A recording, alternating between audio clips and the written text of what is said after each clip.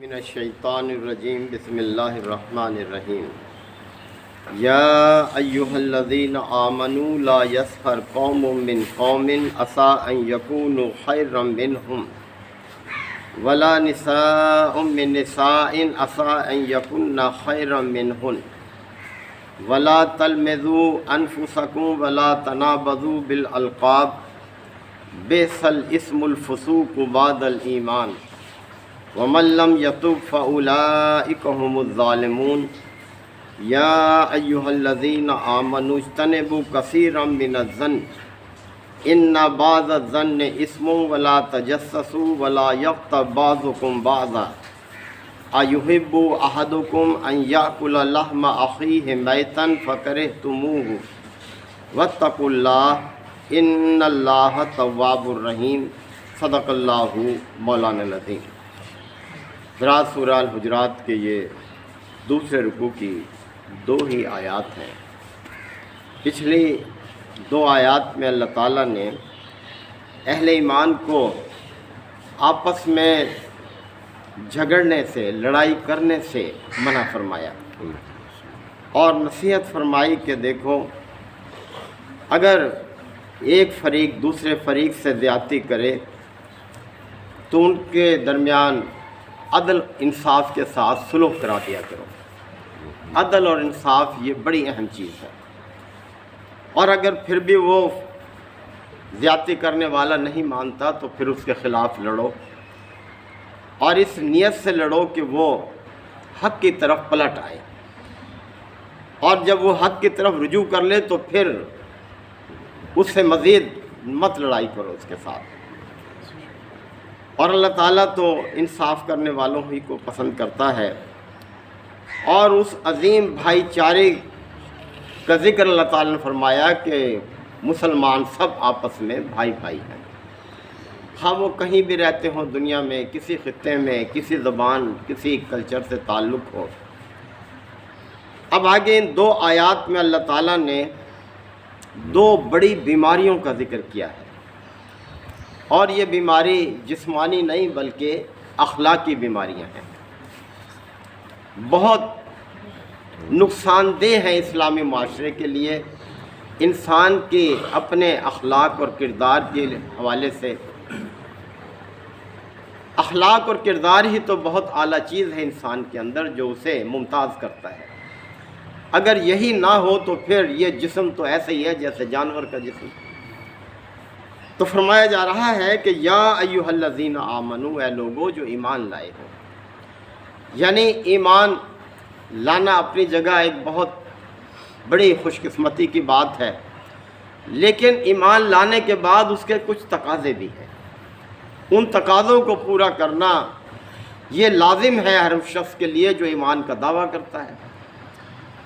تو فرمایا کہ اے ایمان والو، لا یسخر قوم من قوم، کوئی بھی مرد دوسرے مردوں کا مذاق نہ اڑائے۔ عسیٰ ان یکونوا خیرا منہم، عین ممکن ہے کہ وہ ان سے بہتر ہوں، یعنی جن کا مذاق اڑایا جا رہا ہے وہ ان سے بہتر ہوں جو مذاق اڑانے والا ہے۔ اور اسی طرح ولا نساء من نساء، عورتیں بھی دوسری عورتوں کا مذاق نہ اڑائیں۔ عسیٰ ان یکن خیرا منہن، عین ممکن ہے کہ وہ بہتر ہوں ان سے جو مذاق اڑانے والے۔ مذاق اڑانا اور مذاق کرنا اس میں بڑا فرق ہے۔ مذاق کرنا تو یہ شائستگی ہے، اس سے نہیں روکا گیا۔ آپ علیہ الصلوۃ والسلام بھی مذاق کرتے تھے اور بڑی شائستگی ہوتی تھی اس میں۔ مثلا چند ایک بڑے مشہور ہیں کہ ایک مرتبہ آپ اپنے اصحاب کے ساتھ بیٹھے ہوئے کھجوریں کھا رہے تھے، حضرت علی رضی اللہ عنہ آپ کے پہلو میں بیٹھے تھے، تو سب کھجوریں کھاتے کھاتے گٹھلیاں اپنے اپنے سامنے رکھ رہے تھے۔ آپ صلی اللہ علیہ وسلم جو کھجور کھاتے وہ تو گٹھلی حضرت علی رضی اللہ عنہ کے سامنے رکھ دیتے ایک ہی ڈھیر، اور جب کھا چکے تو آپ صلی اللہ علیہ وسلم نے ازراہ مذاق فرمایا کہ اچھا دیکھتے ہیں کس نے کھجوریں زیادہ کھائی۔ تو آپ کے ساتھ بیٹھے حضرت علی، وہ بھی الحمدللہ علم کا دروازہ. انہوں نے فرمایا اچھا چلو ٹھیک ہے، یہ کہ کس نے زیادہ کھائی ہیں، اب یہ دیکھتے ہیں کس نے گٹھلیوں سمیت کھائی ہیں. تو آپ علیہ السلام کے سامنے گٹھلیاں تھی نہیں، تو ایسا مذاق اس سے نہیں روکا گیا. لیکن مذاق اڑانا اور چیز ہے، اس میں کسی کی ذات کو نشانہ بنانا ہوتا ہے، اپنے آپ کو برتر سمجھنا ہوتا ہے. اس چیز سے روکا جا رہا ہے کہ یہ ٹھیک نہیں ہے. یعنی کسی کو اس کی مذاق اس بنیاد پر بنانا کہ اس کی کوئی کمزوری ہے، کوئی نابینا ہے، اس بنیاد پر اس کا مذاق اڑانا، کوئی بولنے میں اس کو لکنت ہے، اس کی نقل اتارنا، یعنی یہ چیزیں ٹھیک نہیں ہیں. کسی کو کمتر جو ہے وہ سمجھنا، لوگوں کو، دوسروں کو بھی موقع دینا کہ وہ بھی ہنسیں اس پر، تو اس چیز سے روکا گیا ہے کہ اے ایمان والو، جب تم ایمان لے آئے ہو تو پھر تمہیں نصیحت کی جاتی ہے کہ کوئی مرد کسی مرد کا مذاق نہ اڑائے اور کوئی عورت کسی عورت کا. اب دیکھیں دونوں کو الگ الگ اس طرح بیان کیا ہے کہ یہ تصور نہیں کیا جا سکتا اسلامی معاشرے میں کہ کوئی غیر مرد کسی نامحرم عورت کا مذاق اڑائے. یہ تو تصور نہیں کیا جا سکتا، کیونکہ مخلوط محفلوں کو ہی اسلام پسند نہیں کرتا کہ جس میں عورت مرد بے تکلف آپس میں بیٹھیں اور ایک دوسرے کے ساتھ وہ مذاق کریں. اور دوسری بات، وَلَا تَلْمِزُوا أَنفُسَكُمْ، اور ایک دوسرے پر تان بھی نہ کرو، ٹوک مت کرو. اس چیز سے روکا گیا ہے، تان و تشنیع کرنا. وَلَا تَنَابَزُوا بِالْأَلْقَابِ، اور پھر ایک اور بات، آپس میں ایک دوسرے کو برے القاب سے بھی نہ پکارو. یہ بھی اللہ کو پسند نہیں ہے. یعنی کسی کو ایسے لقب سے پکارنا جو اسے ناپسند ہے، اس سے وہ چڑھتا ہے، وہ اپنے لیے ناپسند کرتا ہے، تو بار بار اس کو اس چیز سے چھیڑنا، مزے لینا، یہ اسلامی تعلیمات کے خلاف ہے یہ چیز. تو فرمایا کہ وَلَا تَنَابَزُوا بِالْأَلْقَابِ، کسی کو برے القاب سے، برے نام سے نہ پکارو. بِئْسَ الْاسْمُ الْفُسُوقُ بَعْدَ الْایمان، ایمان لانے کے بعد پھر برائی میں نام پیدا کرنا، یہ تو بہت بری بات ہے. اسلام لانے کے بعد تو پھر اچھائی ہی اچھائی کی طرف آدمی کو مائل رہنا چاہیے، بجائے یہ کہ وہ پھر اس طرف اپنا نام پیدا کرے، برائی میں نہ اپنے آپ کو گنوائے. یہ بہت بری بات ہے. وَمَن لَّمْ يَتُبْ، اور پھر جو توبہ نہ کرے، اگر ایسی حرکت ہو بھی جائے تو اسے چاہیے کہ پھر توبہ کر لے، معافی مانگے اللہ سے. وَمَن لَّمْ يَتُبْ، اور پھر جو توبہ نہیں کرتا، اس کے بعد رجوع نہیں کرتا، فَأُولَٰئِكَ هُمُ الظَّالِمُونَ، تو وہی لوگ ظالم ہیں، یعنی وہ زیادتی کرنے والے ہیں، اور اللہ تعالیٰ ظالم کو پسند نہیں کرتا.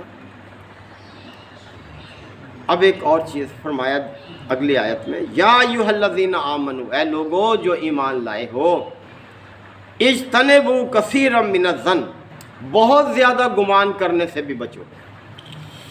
اس لیے کہ ان بعض الظن اسم، بعض گمان گناہ ہوتے ہیں. اور گناہ اور یہ گمان اور حق میں بہت زمین آسمان کا فرق ہے. ایک جگہ اور قرآن مجید میں اللہ تعالیٰ نے فرمایا کہ ان الظن لا یغنی من الحق شیئا، گمان کبھی بھی حق کا نعم البدل نہیں ہو سکتا. مومن تو حق کو اختیار کرتا ہے، حق کو ہی بیان کرتا ہے، حق کو ہی پسند کرتا ہے، یعنی یہ چیز ہے. تو بعض گمان گناہ ہوتے ہیں، یعنی بدگمانی کرنا. اچھا گمان، حسن ظن، اس سے تو نہیں روکا گیا. اچھا گمان رکھنا کسی کے بارے میں، یعنی کسی کے بارے میں سنو کہ اس نے یہ خرابی ہے، تو جب تک تمہیں اس کا کوئی ثبوت نہ ملے اس کے بارے میں اچھا گمان رکھو. بدگمانی سے روکا گیا ہے، اچھا گمان کرنا چاہیے. اور یہ کہ ولا تجسسوا، تجسس بھی نہ کرو، یعنی کسی کے عیب نہ ڈھونڈتے پھرو، ٹٹولو مت کسی کے عیب کو. اور پھر اگر کوئی عیب کسی کا معلوم بھی ہو جائے تو اسے پھر اوروں کے سامنے بیان کرتے نہیں پھرو. بلکہ کوشش یہ کرو کہ اس کی اصلاح ہو، اس کو اکیلے میں لے جا کر یعنی توجہ دلاؤ، اس کو اصلاح کی کوشش ہونی چاہیے۔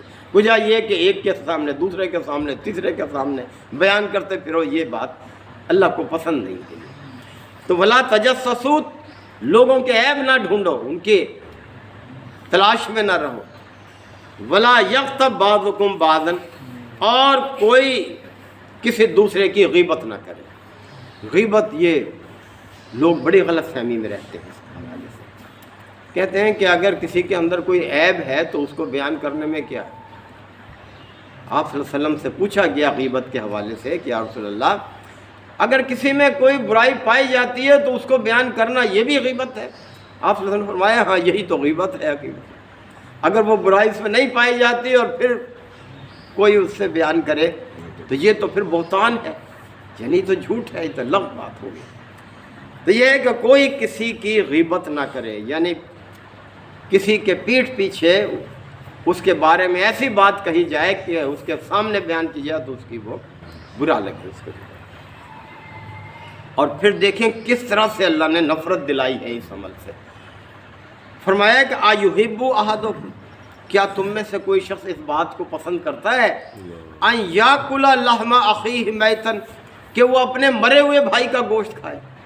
اب دیکھیں کتنی کراہت دلائی ہے اللہ نے اس عمل سے، غیبت کے عمل سے، کہ انسانی گوشت ویسے حرام ہے، پھر مرا ہوا گوشت، مرے ہوئے انسان کا گوشت وہ اور بھی زیادہ کراہت ہے، اور پھر وہ بھی اپنے بھائی کا گوشت۔ یہ کتنی دیکھیں 3 درجے اللہ تعالیٰ نے بیان کیے ہیں کراہت کے جو ہے۔ تو فرمایا کہ کیا تم میں سے کوئی شخص اس بات کو پسند کرتا ہے کہ وہ اپنے مرے ہوئے بھائی کا گوشت کھائے؟ فَكَرِهْتُمُوهُ، تو یقیناً تمہیں اس سے کراہت آئے گی، کوئی بھی نہیں چاہے گا اپنے مرے ہوئے بھائی کے گوشت کو کھانا۔ اب دیکھیں یہ باتیں اللہ فرما رہے ہیں، یعنی غیبت کرنا ایسے ہے جیسے اپنے مرے ہوئے بھائی کا گوشت کھانا۔ وَاتَّقُوا اللَّهَ، اللہ سے ڈرو، اللہ کی نافرمانی سے بچو، یعنی اللہ تمہیں یہ حکم دے رہا ہے۔ ان اللہ تواب الرحیم، یقیناً اللہ توبہ قبول کرنے والا بھی ہے اور رحم کرنے والا بھی ہے۔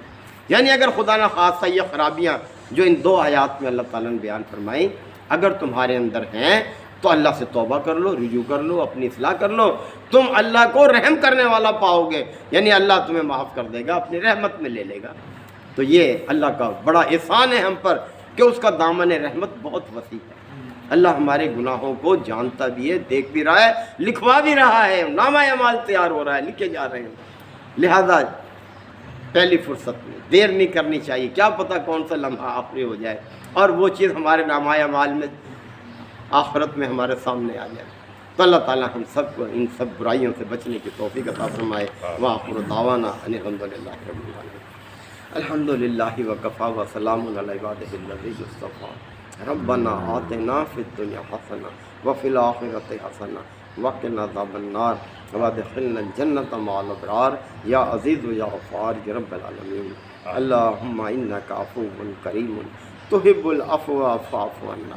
اللہم من احییتہ منا فاحیہ علی الاسلام ومن توفیتہ منا فتوفہ علی الایمان۔ یا شافی الامراض اشف مرضانا ومرضى المسلمین۔ یا قاضی الحاجات اقض حاجاتنا وحاجات المسلمین۔ اللہم اعز الاسلام والمسلمین۔ اللہم دمر اعداء الدین۔ ربنا تقبل منا انک انت السمیع العلیم وتب علینا انک انت التواب الرحیم۔ صلی اللہ تعالی علی خیر خلقہ محمد وآلہ وصحبہ اجمعین۔ الحمد للہ۔